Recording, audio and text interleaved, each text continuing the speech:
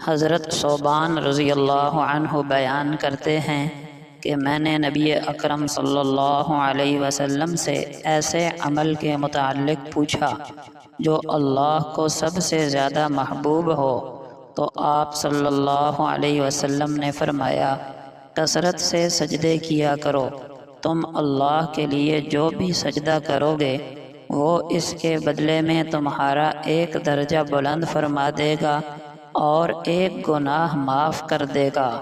کثرت سے سجدے کرنے کا مطلب ہے کثرت سے نفل نمازیں پڑھنا۔ حضرت عبداللہ ابن عمر رضی اللہ عنہما بیان کرتے ہیں کہ نبی اکرم صلی اللہ علیہ وسلم نے فرمایا، جب بندہ نماز کے لیے کھڑا ہوتا ہے تو اس کے گناہ اس کے سر اور کندھوں پر آ جاتے ہیں، پھر جب وہ رکوع یا سجدہ کرتا ہے تو گناہ نیچے گر جاتے یعنی معاف ہو جاتے ہیں۔ فقہی مسئلے کا بیان۔ وضو ہونے کے باوجود ہر نماز کے لیے نیا وضو کرنا مستحب ہے۔ اس پر 10 نیکیاں ملتی ہیں اور ایک وضو سے متعدد نمازیں پڑھنا بھی جائز ہے۔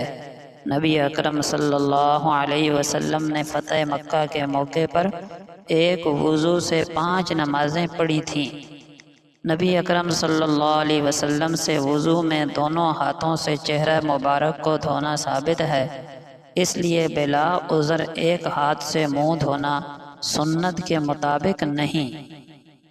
ایک قیمتی نصیحت۔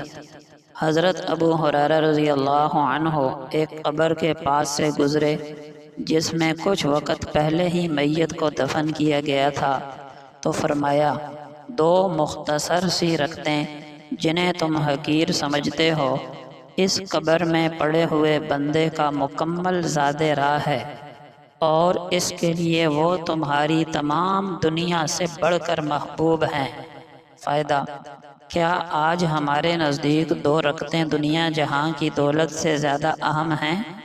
اگر نہیں تو بہت جلد مرنے کے بعد یہ حقیقت معلوم ہو جائے گی، مگر اس وقت کوئی فائدہ نہیں ہوگا۔